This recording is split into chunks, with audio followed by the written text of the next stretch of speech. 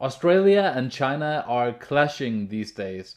Australia wants to send an independent team of researchers into the city of Wuhan in China to find out if the coronavirus actually came from a lab. Now, China isn't too happy about that, as you can imagine. Let's look into that and more in today's video.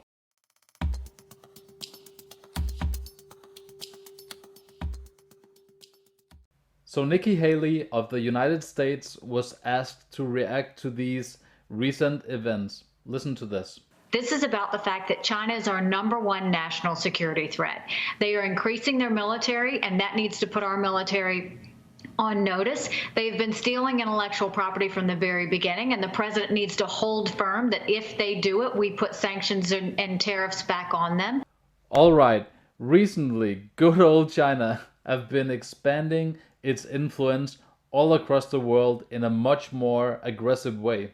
They are becoming more and more militarily dominant in the South China Sea. They're buying up infrastructure all around Africa. They are heavily investing all around the Arctic, around Greenland, Russia, and Europe. Their 5G network is right now spreading all across Europe, and Hollywood can't make a movie anymore without checking in with China if they have any objections. So for China to keep up with their constantly spreading influence, it's important that their propaganda machine is unhindered, that they don't lose face. And that is the exact reason that China reacted so strongly recently to Australia and the US asking if they could come in with an independent team and find out if the coronavirus originated in a lab or if it didn't. And before we get into that, if you like these videos, remember to hit that subscribe button so you don't miss out on future videos. Thank you. Oh, and just as a side note, take a look at what the New York Times had to say about this incident. Any American intelligence report blaming a Chinese institution and officials for the outbreak could significantly harm relations with China for years to come. And Trump administration officials could use it to try to prod other nations to publicly hold China accountable for coronavirus deaths, even when the pandemic's exact origins cannot be determined. First off, it is obviously the case that the exact origins of the Wuhan virus can be determined, especially by an independent team. Secondly, I thought it was a little weird that the New York Times would focus on not upsetting China than actually supporting their own president. So actually, Australia have been in a fight of words for quite some time with China. Let's read on from this Fox News article. Let's read from here.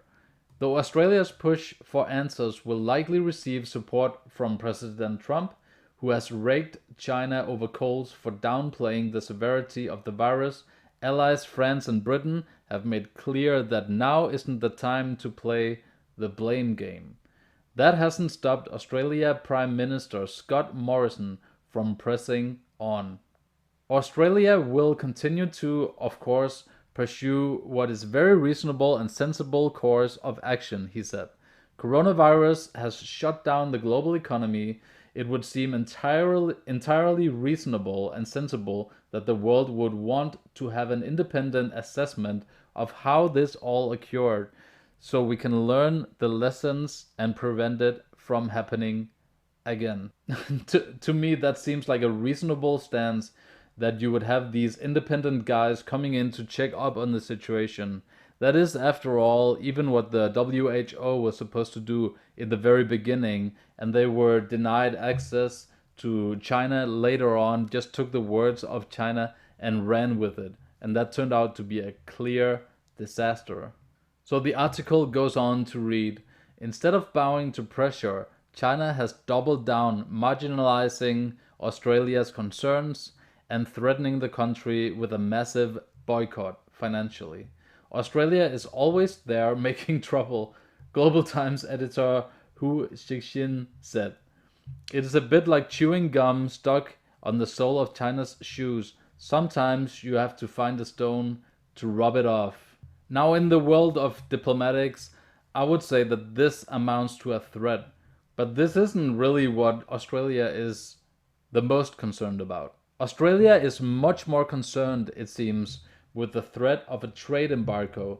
The two nations rely on each other for trade, but Australia more so than China does. Also, another area where Australia fears the influence of China is in terms of corruption with their politicians. The article goes on to say the country's Nine network claimed that Chinese operatives had offered luxury car dealer Bo Nick Xiao $679,000 to run as a candidate for a parliamentary seat.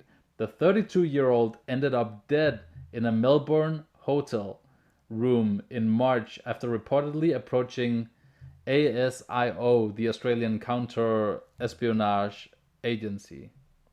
Chinese Foreign Ministry spokesman Zheng Shuang, I'm probably murdering that name, brushed off all allegations, claiming Australian politicians and reporters were being paranoid. Yeah, they were just being paranoid. He also said, no matter how bizarre the plot is and how the tricks are refurbished, lies are always lies, Geng said. We have never been and are not interested in interfering in others' affairs. Oh, Geng. By definition, that's a lie. So I'm not saying that China is the only country in the world guilty of this. All of the superpowers in the world are doing this to almost all countries. But everyone are spying on each other and saying that we're not interested in other people's and nations' affairs is really disingenuous. But of course he has to say that. So listen, I doubt that we'll see an actual independent team going into China to investigate, but you can't blame Australia for trying. So, what do you think? At this point, China has the right to keep other nations out, but there are so many nations and so many people who need and want answers. Comment below in the comment section and I'll make sure to reply to you. Thank you very much for watching the whole video. Have a great day.